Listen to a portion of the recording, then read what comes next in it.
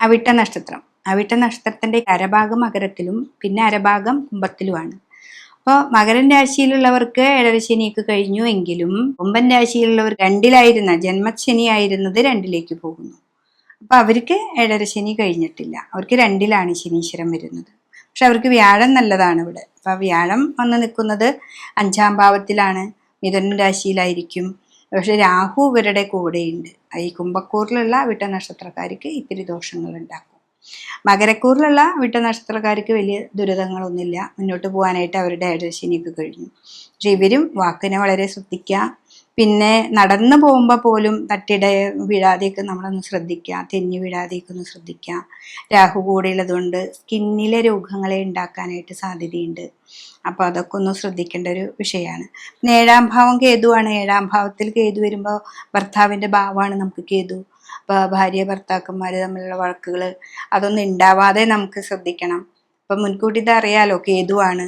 അപ്പം അല്ലെങ്കിൽ ആൾക്ക് എന്തെങ്കിലും രോഗാവസ്ഥകൾ ഉണ്ടാക്കുക, അതും നമ്മുടെ മനസ്സിനെ വിഷമിപ്പിക്കുന്ന കുറേ കാര്യങ്ങളാണ്. അപ്പം അതൊക്കെ നന്നായിട്ടൊന്ന് ശ്രദ്ധിക്കുക. പക്ഷെ വ്യാഴം നിങ്ങൾക്ക് 5ലുണ്ട്. അപ്പോൾ വിളിച്ചാൽ ഈശ്വരൻ വരുന്നുണ്ടെന്ന് അവിടെ. അപ്പോൾ വിളിച്ചാൽ വിളിപ്പുറത്താണ് നമ്മളിരിക്കുന്ന ദേവത. ഇപ്പം നിങ്ങൾ ഏത് ഉപാസനാമൂർത്തിയാണെങ്കിലും അല്ലെങ്കിൽ നിങ്ങളെ തൊട്ടപ്പുറത്തുള്ള ശിവനെയാണെങ്കിലും വിഷ്ണുവിനെയാണ് ഗണപതിയെയാണ് ആരെയാണ് ആരാധിക്കുന്നതെങ്കിലും അവർ ആ ആ സമയത്ത് നമുക്ക് വരും, വേണ്ടത് തോന്നിക്കാനും ഒക്കെ. പക്ഷെ ഏഴരശനിയാണെന്നറിയണം. ആ ശനീശ്വരൻ നമുക്ക് 2ാം ഭാവത്തിലേക്ക് വരുന്നു. 2 എന്ന് പറയുന്നത് നിധി, കോശം, വാക്ക്. അപ്പോൾ വാക്കുകളൊക്കെ വളരെ സൂക്ഷിക്കുക. വാക്ക് ഇപ്പോൾ വ്യാഴൻ്റെ ക്ഷേത്രമാണ്. പക്ഷെ നമ്മൾ എന്താണെന്ന് വെച്ചിട്ടുണ്ടെങ്കിൽ നമുക്ക് എന്തെങ്കിലും കിട്ടാനുണ്ടെങ്കിൽ നമുക്ക് ദേഷ്യപ്പെട്ട് പോയി പറഞ്ഞു കഴിഞ്ഞാൽ അതൊക്കെ കിട്ടാതെയായി പോകും. അപ്പം ആ വാക്കിനാണ് അവിടെ അളന്ന് വർത്തമാനം പറയേണ്ടത്. ഗുരുവിൻ്റെ വാക്കാണ്. ആ ഗുരുവിൻ്റേതായിട്ടുള്ള രാശിയിലാണ് നമുക്ക് ശനീശ്വരൻ ഇരിക്കുന്നത്. കർമ്മത്തിൽ വളരെയധികം ശ്രദ്ധിക്കുക. നിങ്ങൾക്കും വലിയ പ്രതിസന്ധിയൊന്നുമില്ലാതെ ഈ പ്രാവശ്യം മുന്നോട്ട് പോകാനായിട്ട് സാധിക്കും. അപ്പം ശിവനെയാണ് ഇവിടെ നന്നായിട്ട് ഭജിക്കേണ്ടത്. വാക്കുകൾ വളരെ കൃത്യമായിട്ടുണ്ടാവണം.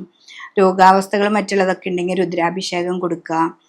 വ്യാഴത്തിന് പറ്റത്തക്ക വഴിപാട് ചെയ്യുക. നവഗ്രഹങ്ങൾക്ക് ഗ്രഹപൂജ ചെയ്യുക. ഇതാണ് അവിട്ട നക്ഷത്രക്കാരെ സംബന്ധിച്ച് ഈ കുംഭക്കൂറിലുള്ളവർ ചെയ്യേണ്ടത്. മകരക്കൂറിലുള്ളവർക്ക് വലിയ പ്രതിസന്ധിയൊന്നുമില്ല. അവർക്ക് ഏറ്റവും നല്ലൊരു രാശിയാണ്. ശിവനെ പ്രാർത്ഥിക്കുക. വ്യാഴത്തേക്ക് പ്രാർത്ഥിച്ചാൽ അവരെ വലിയ കുഴപ്പങ്ങളില്ലാതെ മുന്നോട്ട് പോകാനായിട്ട് സാധിക്കും. അപ്പോൾ കുംഭത്തിലും മകരത്തിലുള്ള അവിട്ട നക്ഷത്രക്കാരെ കുറിച്ചിട്ടാണ് നമ്മളിപ്പോൾ പറഞ്ഞത്.